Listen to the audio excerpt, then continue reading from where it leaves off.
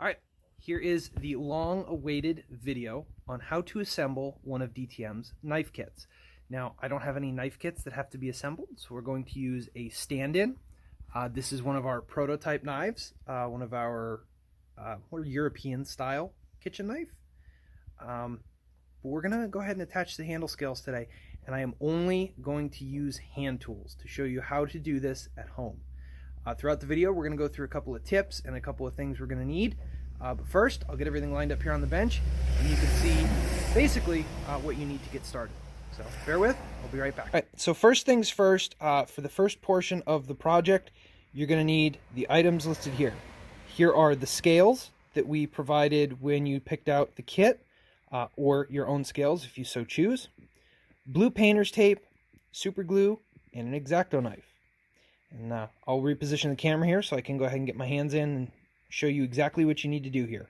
All right, so here on the bench, we have a cutting board. You can use any type of cutting board material that you so choose. You're going to take your blank. You're going to take your painter's tape.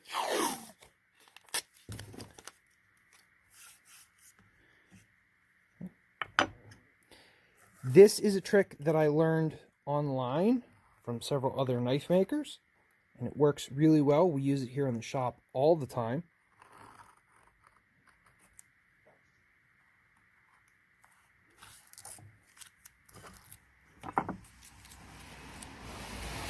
The cuts do not have to be super precise. However, you don't want any overhang, and I'll show you exactly why here in a second. For this knife, we have chosen stabilized cedar because we've never seen anybody do that before. I figured it would be pretty interesting.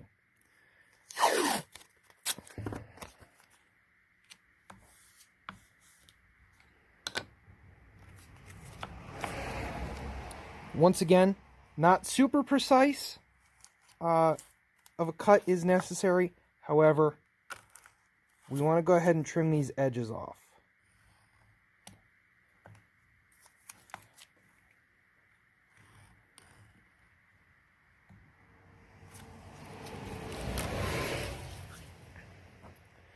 So we now take the taped side and the taped side.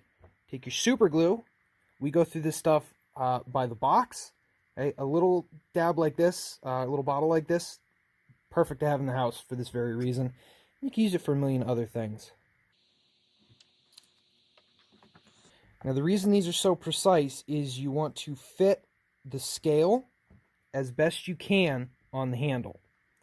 What I mean by that is A, making sure that you have the appropriate overhang on all ends. As the front will be heavily shaped, you want to make sure you have a little bit extra. Yeah, it's going to be kind of wasted, but that's a great way to show exactly where it's going to lay out if everything is nice and precise.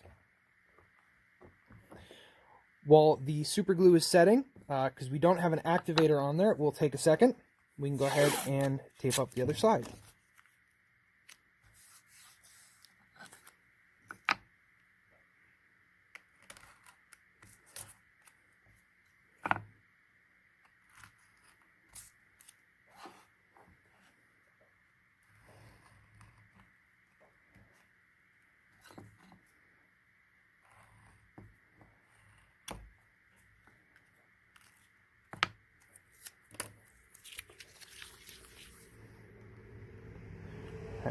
So now that this is good and tight on there, we can go ahead and get our drill bits. You will notice that this handle scale is drilled for 2 different sizes. All of the kits will ship with, stand by, let me get a, will ship with the same size pin material and then a tang hole on our EDC style. As this one is not ready to go, we're going to be working here. All right, now comes the fun part. We have to drill it. So I'm going to switch around the camera, go get my drill bits, and I will be right back. Chucked up here in the vise is a sacrificial piece of wood that we don't mind drilling into. We are going to take both pieces and clamp them down to it. As you can see, we have our 2 different size drill bits. The most important part of this project is to make sure that you are as perpendicular to the piece as you can be.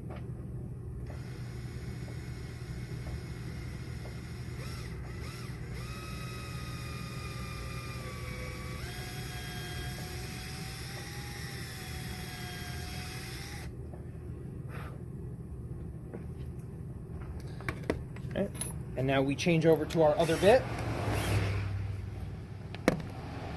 We have to reclamp because the other hole is exactly where the clamp was.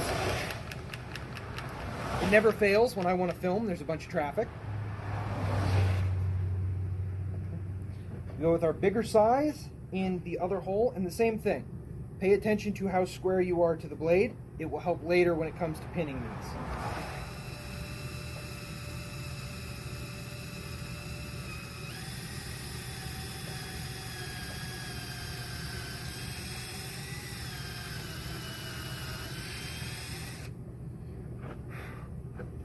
Right, and now we go back to the other side to show you what has to happen to remove these. Okay. Now that we have our holes drilled, we can go ahead and separate this. You see that double tape trick held it in pretty good. Now you can pull the tape off both sides. I take the drill bits and put the drill bits back in. You can use the provided pins. You can use whatever tickles your fancy. This will work. Now, I personally recommend for anybody who's doing this kind of for the first time, start with a big Sharpie. Reason is a big Sharpie will leave a large line and it will be forgiving when you cut these out.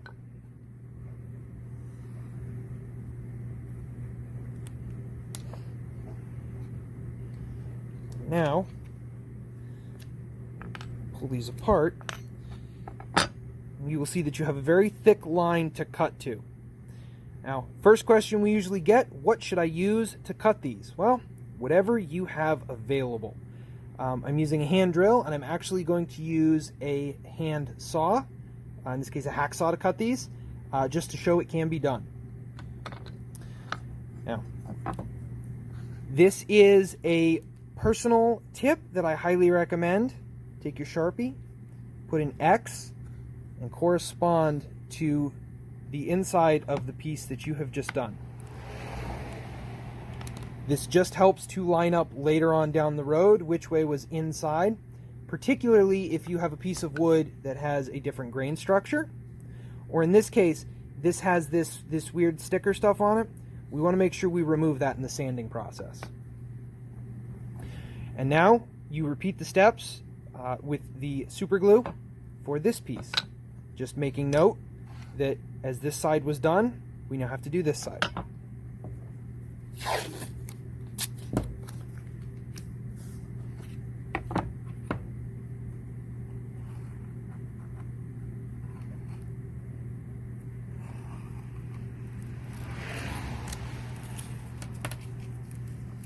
This stuff will be all over the place by the time you're done with the project, so just try and keep it organized now.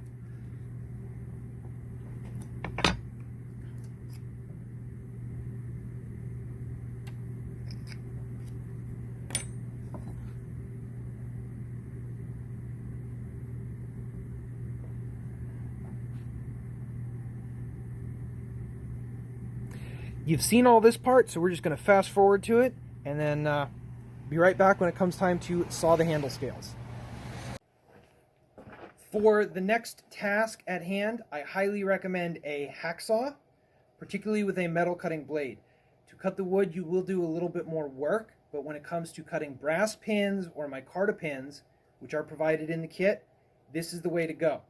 Also, if you got any of our G10 liners or any other optional parts that are not wood, you're going to need a metal cutting saw to finish the task.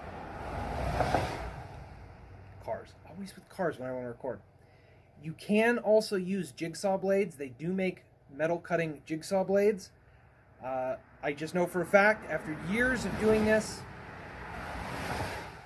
you never record during rush hour. and always use a metal cutting saw when you're cutting anything other than wood. So bang for the buck, you go with one of these, you can get them pretty cheap.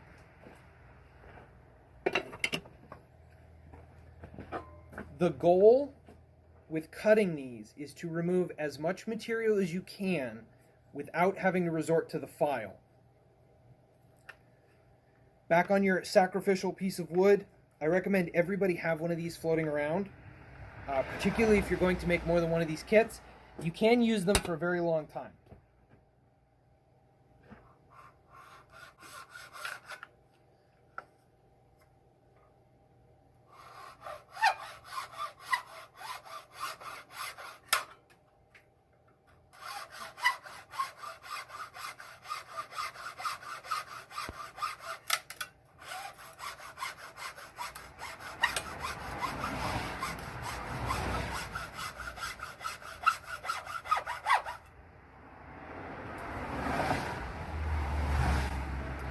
The majority of the wood that DTM provides in its kits has been stabilized.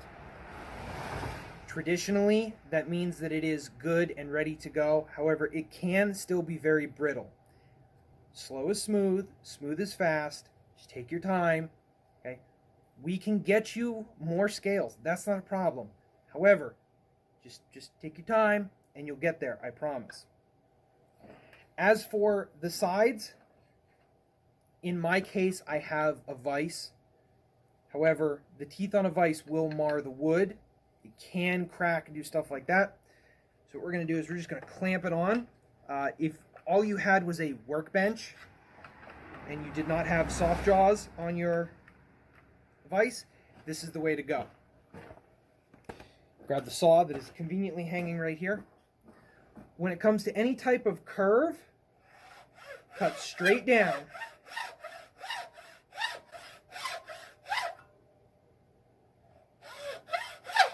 You're going to do a bunch of this.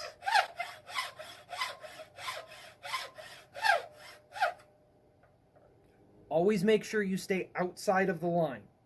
You can always remove material, you can't put it back.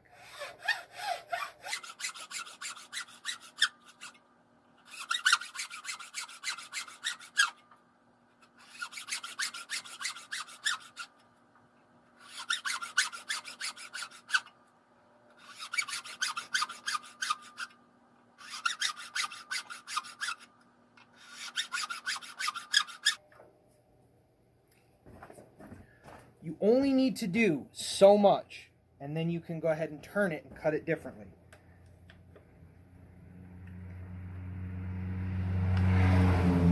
What I've done is I have rotated it so that my line is roughly straight up and down.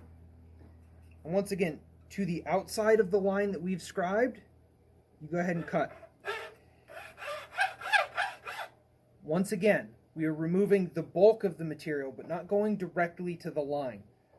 The softer woods that we've stabilized will move pretty well with the rasp that we've provided or the file. However, some of the harder stuff, the Dymalux, the G10, definitely want to remove more here.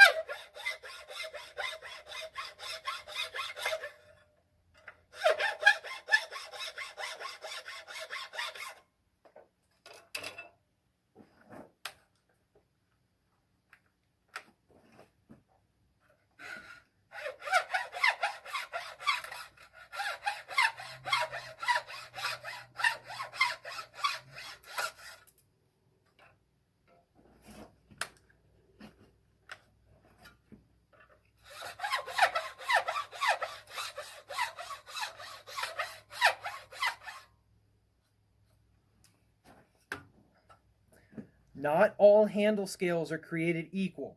Like I said, some of these can be more brittle than others. You saw I would cut so far, move it up, cut so far, move it up. What that does is it puts all of the force into the wood, lets you cut without the risk of breaking, snapping some of the more brittle handle scales.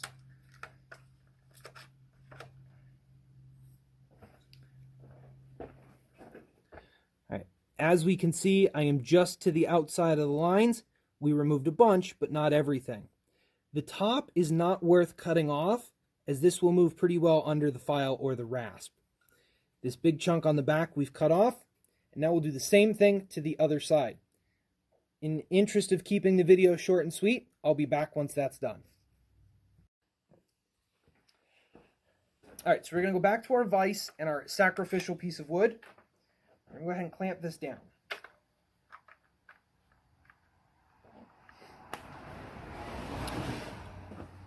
The saw's right here. When I miss that again, let me know. All right. Once again, you're going to try and cut near the line to the outside. So make sure that the wood that you are cutting into is the wood you want to remove, not the wood you want to save. What you're going to do is you're going to try and measure that curve as best you can. Let me show you. Here we have the wood chalked up in the vise, and you can see that curve. That is going to be near impossible to cut with a hacksaw in that kind of curve. So what you're going to do, you're going to lay the blade down, and you're going to get close. So what we'll do is we'll cut the bulk of it off here, and we'll come back somewhere right about there, and we'll cut it off. And that will leave just a small chunk right here that we then need to remove, either cutting again or with a file. All right, so let's get to cutting.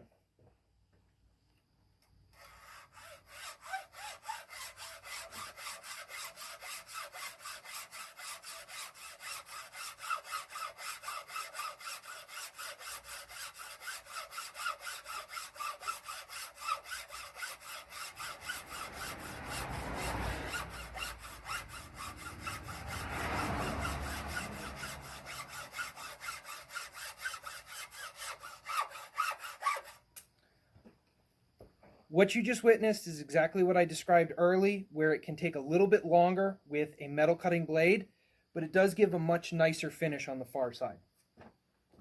So now we're going to come back again and try and remove as much material as we can. It also helps if your vise is bolted to something.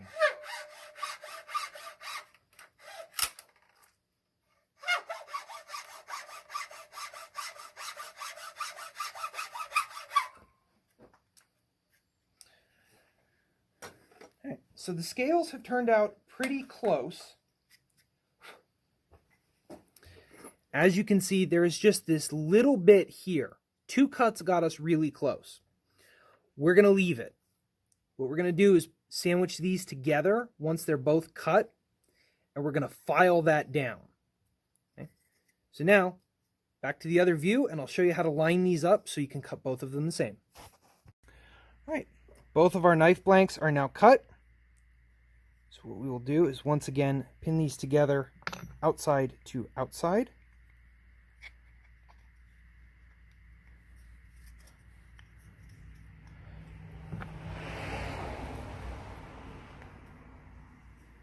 Again, making sure that they don't move.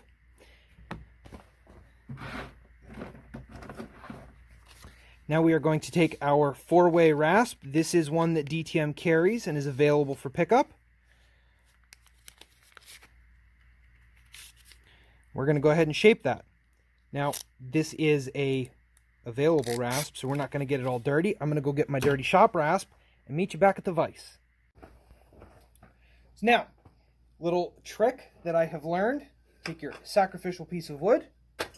Take an old t-shirt. We have to clamp these now in the vise. I don't know how aggressive these jaws are going to be. Not everybody has soft jaws, leather jaws, anything like that. So we want the base as close to the top as possible. Because the pins are near, we're going to have to set it a little bit higher than I would normally like. The 2 tools we're about to use are the 4-way rasp. You can see this one's gotten some use over the years. And the half-round file. Both of these are available if you want from the kit. They're also available on the website. Let's be honest. We're not looking to beat you guys up on the price of these. We just want to make sure you have the tools that are necessary. If you're researching for a kit for somebody you want to think about getting another one, these are only a couple of bucks. I recommend getting them. It just makes the job a little bit easier, especially if you don't know the person has them. The rasp side is very aggressive. You need to be very careful when using it, particularly on the edges. Now, if you remember, the inside, okay, what is going to attach to the blade is actually facing out. So if you have chips on the outside, that is going to affect glue up and final appearance. Use the rasp gently. Bounce back and forth between the file side and the actual rasp. The rasp will move very aggressively, the file will not. I cannot stress this enough. Slow is smooth, smooth is fast. Take your time. Once these are ruined, they are ruined. There is nothing you can do to fix them. So now is the time to just relax and get the job done.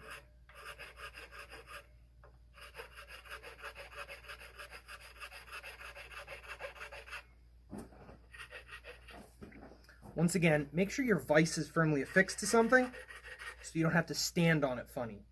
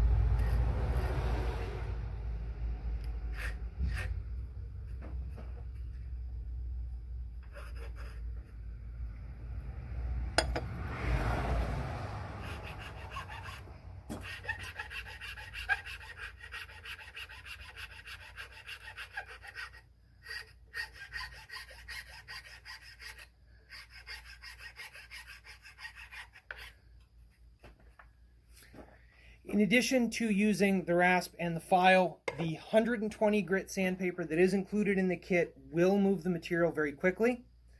That is why we included extra, to make sure that there is enough to properly shape everything. I'm going to go get a piece. Be back. Back already.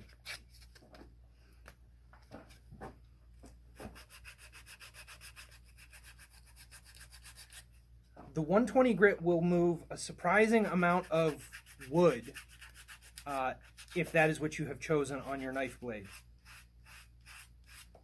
It will remove it very quickly, probably much quicker than you expect.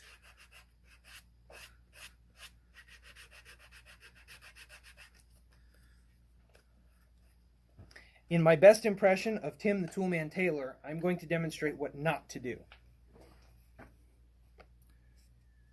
See these chip outs right here? Okay. This is the side that goes into the blade. This is what happens when you move a little bit too aggressively on some of our more brittle woods. Once again, this was stabilized. However, the wood itself is only so strong even with stabilization. So be prepared for some of the wood to want to chip. Okay. The G10, the micarta, the stuff like that, they don't chip very easily, but it can still happen. Thankfully, a couple of these chips will be removed when we grind out some of the excess, but a couple of them, especially on this side, are right where the glue is going to go.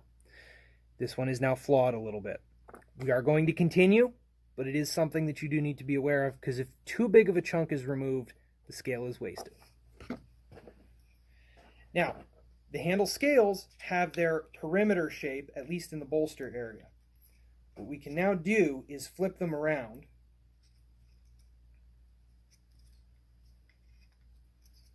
Maybe we can flip them around.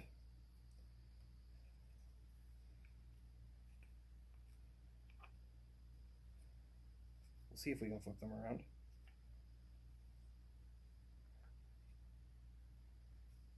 And now we can start shaping the outside. At this point, if you have access to a belt sander, a rotary tool such as a Dremel, or any type of power tool, you can even chuck one up in your drill. They're only a couple of dollars at some of your big box stores. Now's the time to use a power tool to start knocking down the edge. If you don't have one, back at it with the file you're going. The beautiful part about this is you do not have to be super aggressive to get the finish that you want, especially with some of our thinner scales.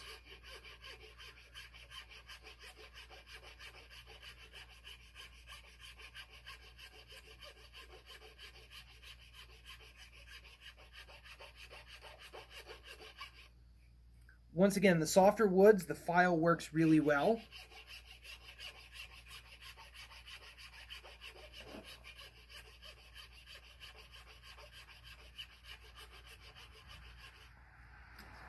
Personally, when it comes to bolsters, I like a nice rounded bolster.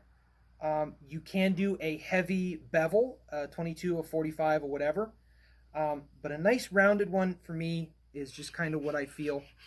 And in truth, a rounded bolster at the front of a handle scale is very easy to blend. So it does not have to be laser straight.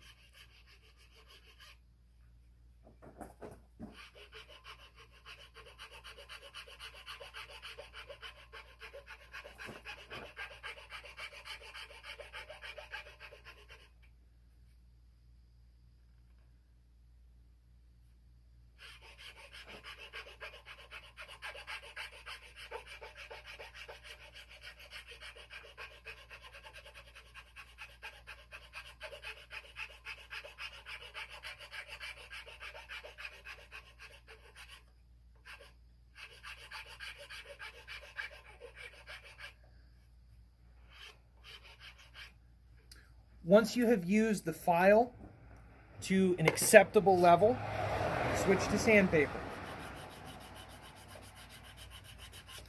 The goal with sandpaper and files is to remove all of the scratches from the previous grit. Sandpaper removes all the file marks. The file removes all the rasp marks. The 400 grit removes the 300 grit, which removes the 200 grit, etc.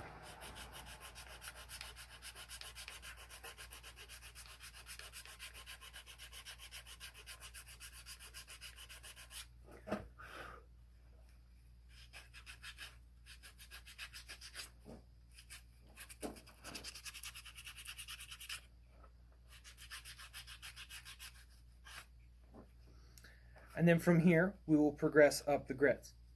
In the interest of not watching me hand sand for the next hour, I will catch back up with you once these are up to a 320 or a 400. I don't go over 400, sometimes a 320 suffices. So, be back in a little bit.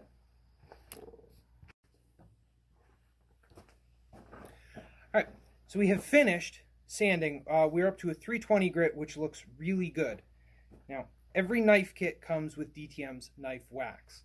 With the stainless, it's not necessary to finish the blade with this. However, if you're doing any of your handle work, these little tins are great to go ahead and get everything tested to see how it looks. A dab on a rag. And a quick wipe will show you any of the sanding marks that you need to get rid of.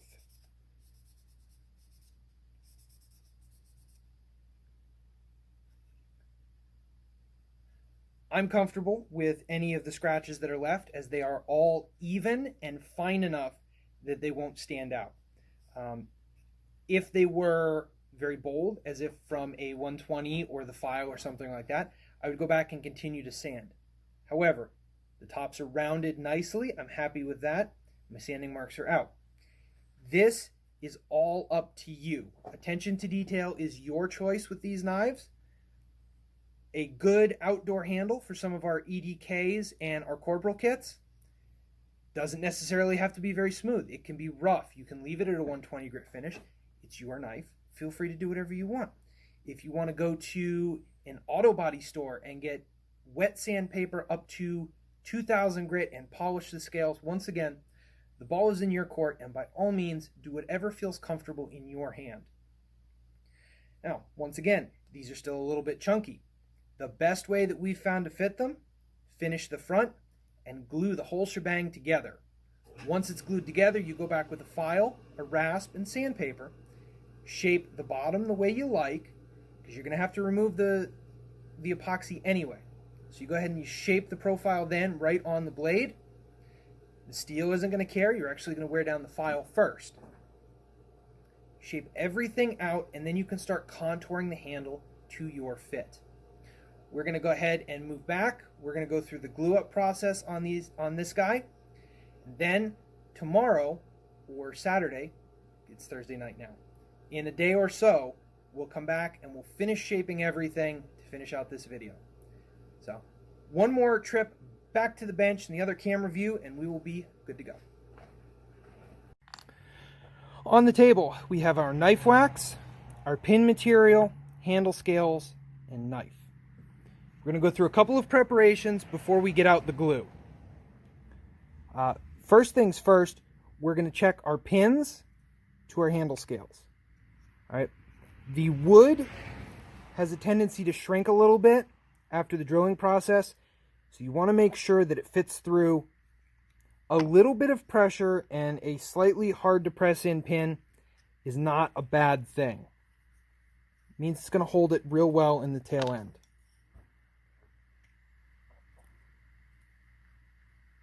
All right, this one feels a little bit tight.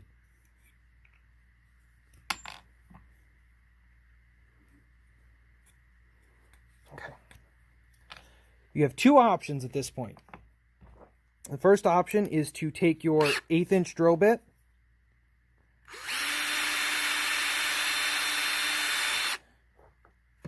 and do a little pass, push in the pin, etc. You can hear possibly by me struggling that it is still a bit tight. The other option is to go ahead and take your pin material,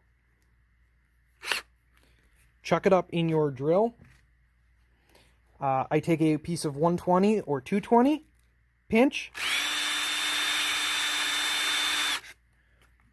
few passes just to make sure. You don't want to remove too much on this. Okay. As you can see, it is still a tight fit, but it is not bad. Again, a tight fit is not necessarily a bad thing with these. Okay, this guy is still a little tight, so we're going to repeat the process. We just sanded down this pin, so we're going to go ahead and remove a little bit more material.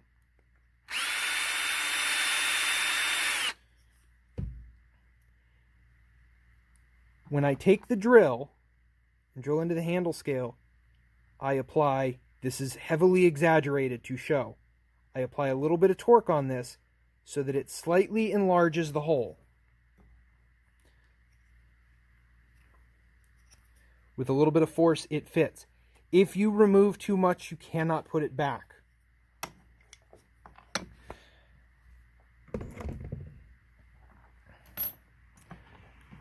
All right, for glue up, you're going to take your knife, your handle scales, your pins, your provided knife wax. By the way, if you did not get knife wax with your kit, let us know. We will get some on order for you. Your rag,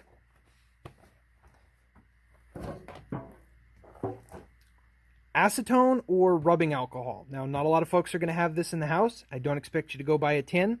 A little bit of rubbing alcohol, which should be in just about everybody's house, will get you the same thing. Take your knife wax.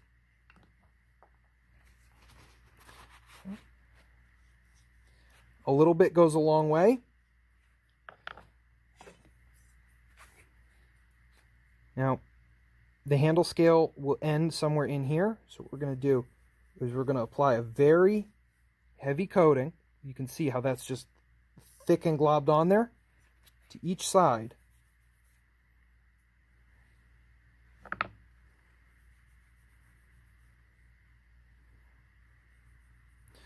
What this does is it acts as a resist for the epoxy, so the epoxy won't stick to it. Anything that squeezes out, you can go back later and very delicately pry up.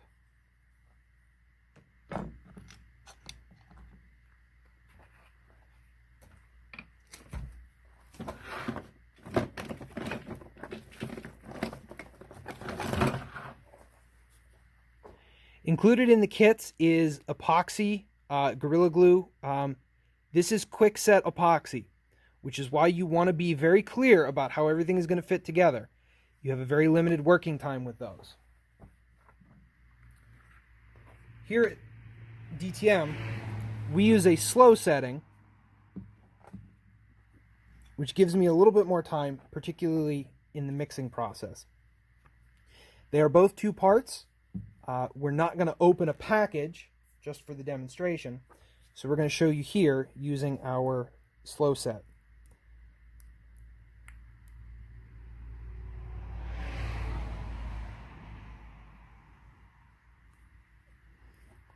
Roughly equal amounts.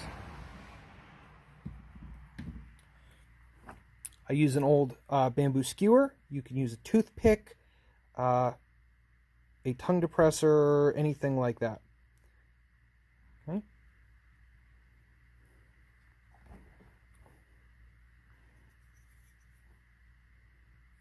Little glob inside the pinholes. And then a even coating across the blade.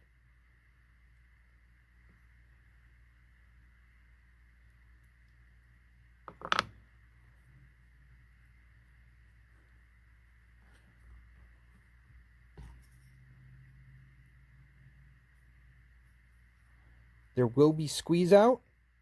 You don't need a lot of this. They actually say that too much affects adhesion.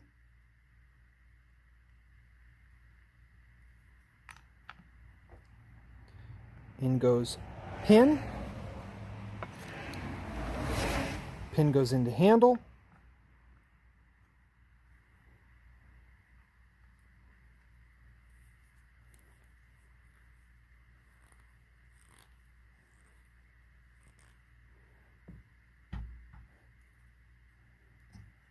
Same thing on other side.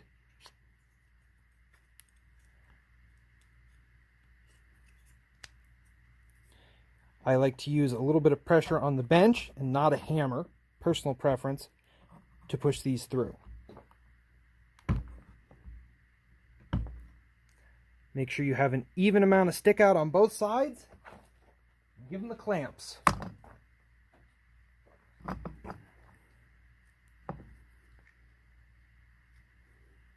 These pony clamps are an option. You can pick these up from DTM if you want. There you go. Your knife handle is in glue up. Let this sit and cure for the prerequisite time. In most cases, it is 24 hours. We'll pick this back up in 24 or 48 hours, and we'll go ahead and shape this handle.